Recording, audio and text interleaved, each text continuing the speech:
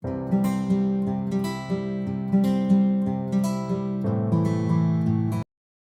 dear children. In this video, we will be learning Shakespeare's Julius Caesar, Act 4, Scene 3, Part 2. Before we continue with this part, let's have a recap on Part 1. Scene 3 begins with a conversation of Brutus and Cassius in the tent of Brutus in Sardis. Cassius explains the reasons or the causes of his annoyance.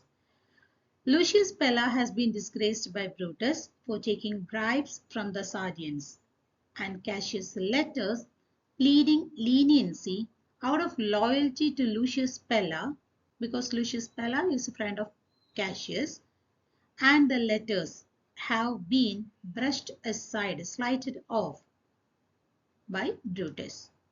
Cassius is annoyed because Brutus ignored his opinion, and also that Brutus should take so seriously a minor offense when they are facing a military crisis.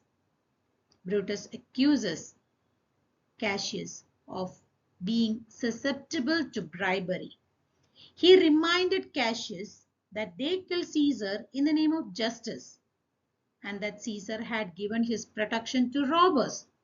Brutus implies that Cassius is a robber and unworthy of having joined the honorable cause of assassinating Caesar.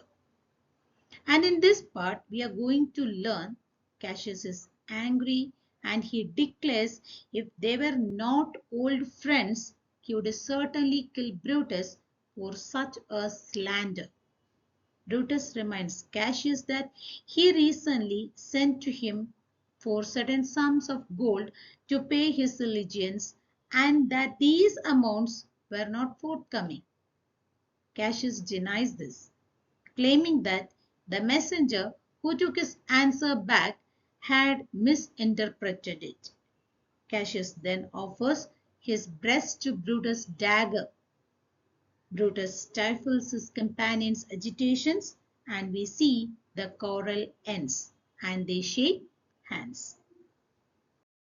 Brutus starts by calling out Cassius' earlier threat. I hope you remember the threat that Cassius reminded Brutus that he would do something that he may regret later. Brutus should not take advantage of his love. He says that Brutus, you have done that you should be sorry for. There is no terror, Cassius, in your threats. There is no terror. That means Brutus refuses to be shaken by the threats of Cassius. 4.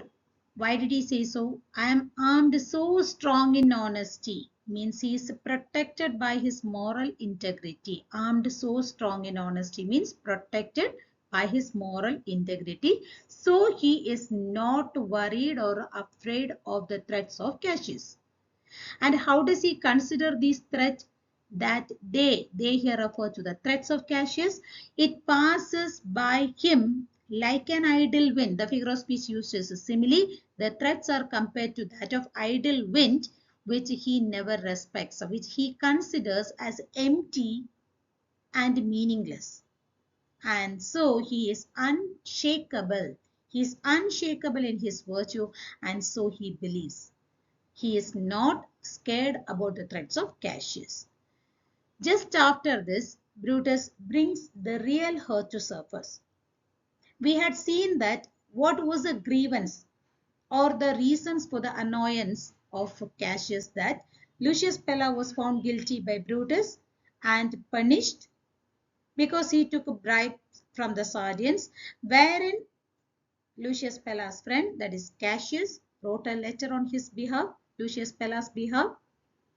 These requests and the letters were slighted off by Brutus. Now we see that what is the grievance of Brutus. He says that he sent a messenger. I did send to you for certain sums of gold. He sent a messenger to Cassius to get some sums of gold so that he can pay to the soldiers, to the troops, which you denied me. Cassius denied giving certain sums of gold. The reason why did I send the messenger? I cannot raise money by vile means. What is the implication? That means Cassius raises money by vile means, dishonest way, which is not acceptable by Brutus. For I can raise no money by vile means, in a dishonest way. Cassius does bring or raise money using vile means in a dishonest way, and that is unacceptable by Brutus. Instead, how does he raise? How does he raise money? Brutus. What would he prefer to do to get money? Here the answer is, by heaven, I had rather coin my heart and drop my blood for drachmas, silver coins, than to wring from the hard hands of peasants their vile trash by any indirection. Till there the answer is. This is what he prefers to do instead of taking bribes from the sergeants, from the peasants. He says that he would prefer to turn his heart into gold and the drops of blood into silver coins, that is drachmas, than to squeeze the hands, hard hands of peasants to get their hard-earned little money by any dishonorable indirection, dishonorable way. I did send to you for gold to pay. For what purpose the messenger is sent? This line is the answer. To pay my allegiance, which you denied me. He repeated what wrong Cassius did to Brutus, okay, which he denied him. Now he questions Cassius. Was that done like Cassius? Was that the way you behaved in the past? Should I have answered Cassius so? If I were in your place, would I behave in the same way? Would I have denied you money if you had sent a messenger to me requesting for some certain sums of gold? Then, when Marcus Brutus grows so covetous to look such rascal counters, means the worthless coins from his friends, be ready, gods, with all your thunderbolts, dash him into pieces. He says that if I had become so greedy as to hide such wretched bits of metal, that is the rascal counters, from his friends, from Brutus' friends, if he hides, if he doesn't give, then what should have happened? O God, with all your thunderbolt, dash him into pieces. That means dash me into pieces. If I do the same to my friends, what Cassius has done, if I have done it to my friends, God, dash me into pieces with your thunderbolt. Cassius says that I deny you not. Now we can see Cassius does not fight back with the same spirit and fire which he had seen in the beginning of the scene. He simply denies the accusation of Brutus. We had seen that in the beginning of the scene, Cassius accused Brutus. The matter was about Lucius Pella. Now in this part, we have seen that Brutus, he accused Cassius. And what is the matter? Requested for some certain sums of gold, which he needed to pay to his troop, the legions, wherein Cassius denied it. And he says that why did he send the messenger? He is not able to raise money using vile means, dishonest means. Implication is Cassius does it. But when he was denied money, Brutus asked the question that was that the same Cassius? Did he behave in the same way in the past? He couldn't believe that Cassius does this. He says that if I were in that place and if I hide money from my friends, if I do not help my friends like this, in this situation, God dashed me into pieces. Cassius simply denied that in very calm way. He just says that, okay, he simply denies the accusation. Whether it is true or not, his tone makes a shift from anger to sorrow now. The tone is changed. Brutus repeated, Cassius denied Brutus giving money, certain sum of gold, so that he can pay to his troop. Cassius replied that I did not. Again he repeated, I did not. He was but a fool that brought my answer back. Here we see that Cassius tries to deny that he refused Brutus the money. and he blames it on the messenger, calling him as a fool. Whoever has brought my answer back must be a fool.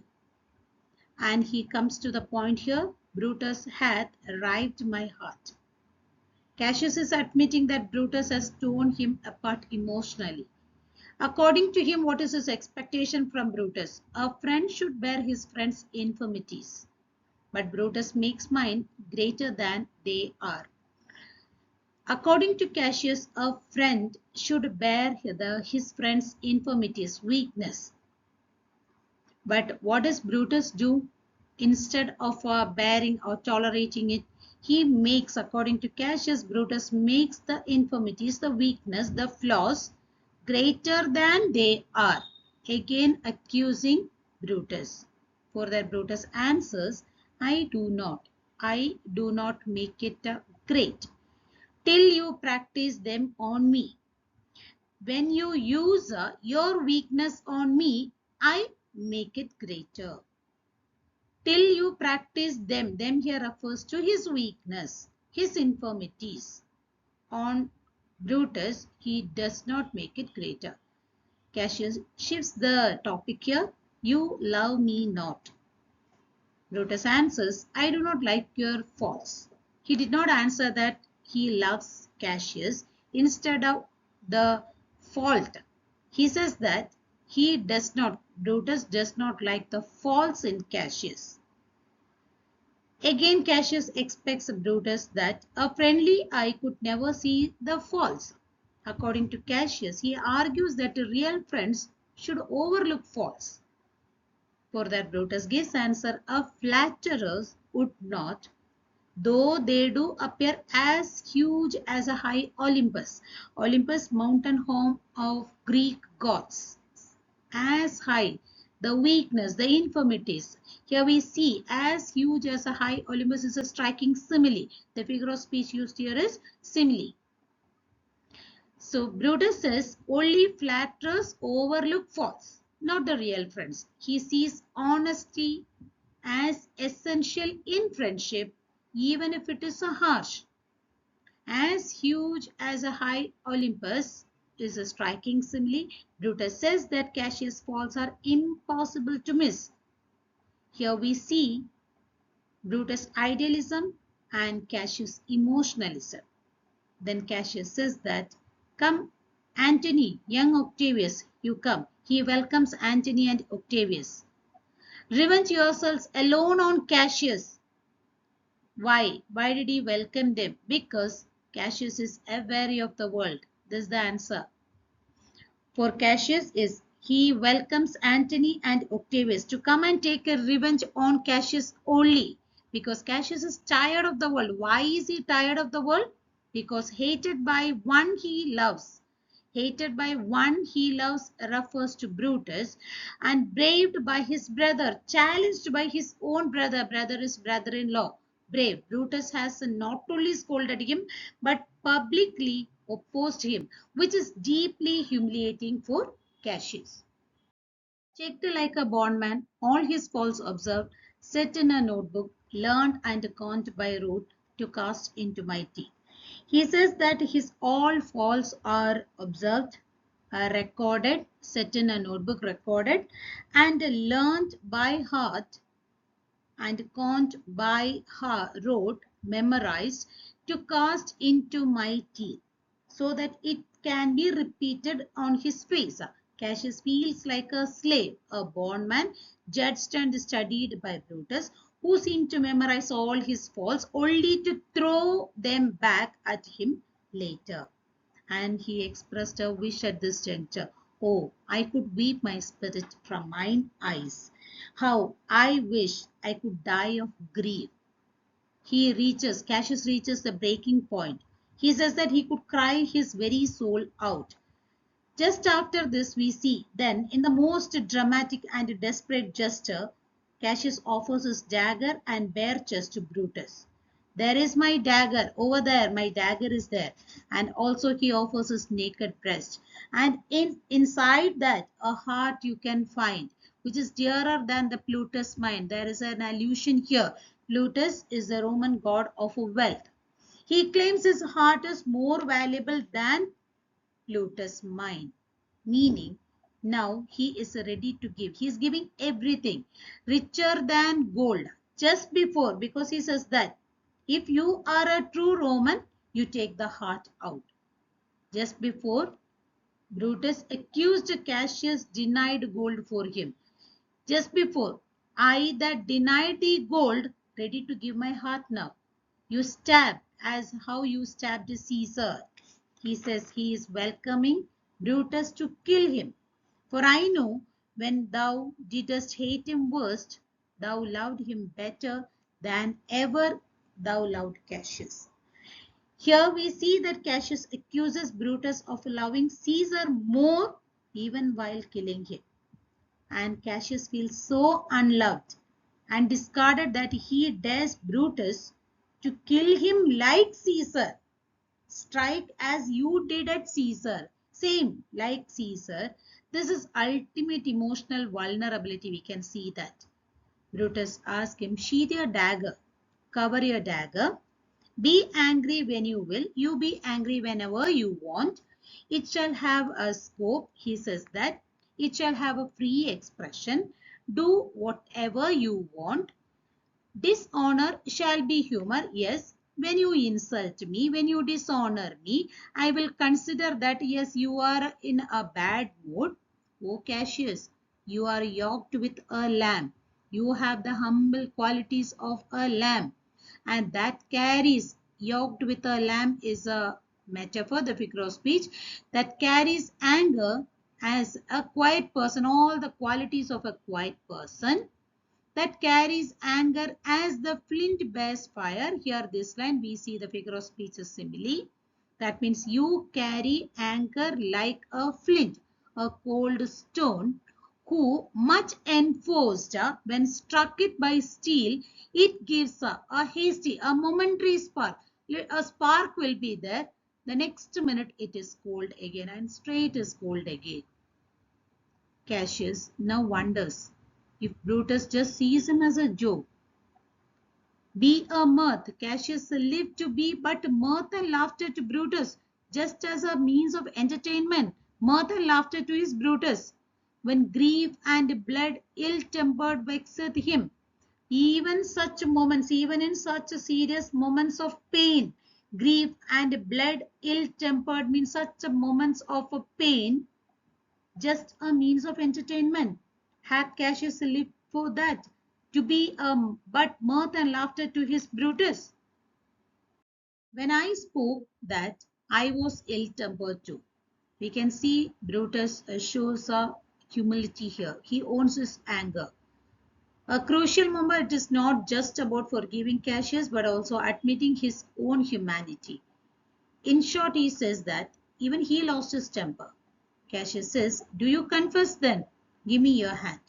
Brutus says, my heart as well. Cassius, oh Brutus. Brutus asks, what's the matter?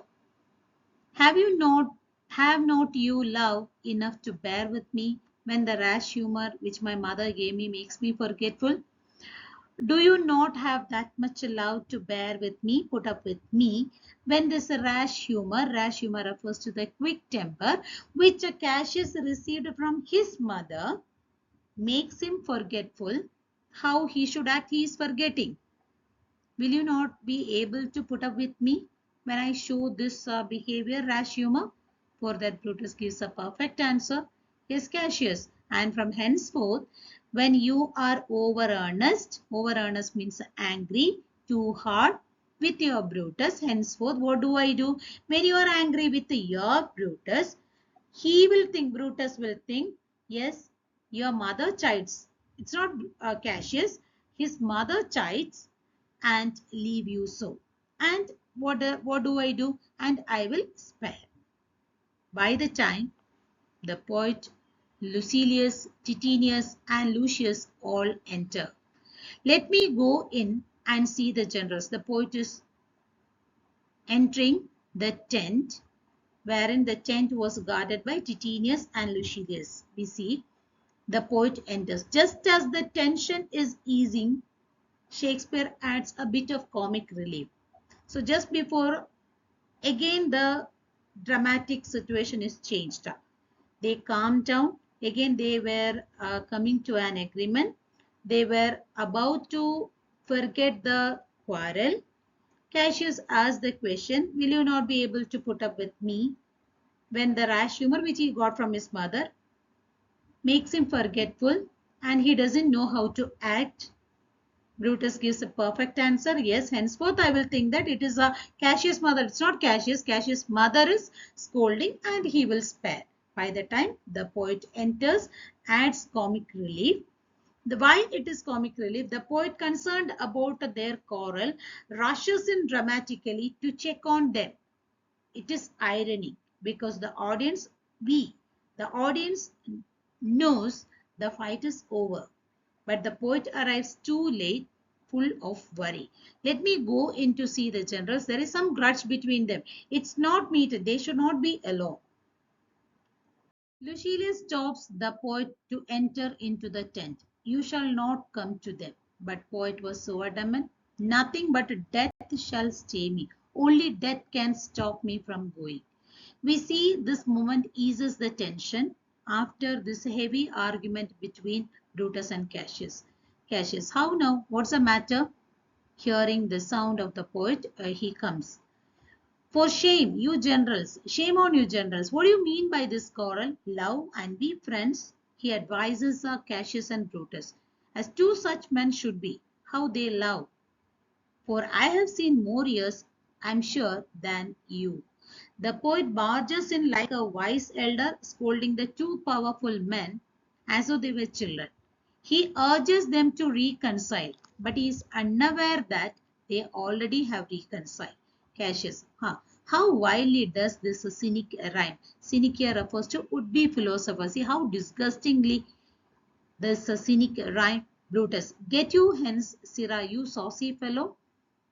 Move out of this place. Cassius, bear with him, Brutus. It is his fashion. It is his way. So what answer did Brutus give? I will know his humor when he knows his time. I will accept his humor. His humor refers to the poet's humor. When he knows, when he recognizes that there is a proper time for it, then I will accept. What should the wars do with this jigging fools? Companion hence. What has the war to do with these rhyming fools, jigging fools, rhyming fools? So, companion hence. Cassius, away we go. Exit the poet. We see that the poet exit from the tent. The last part of the scene will be uploaded. So, thank you, children.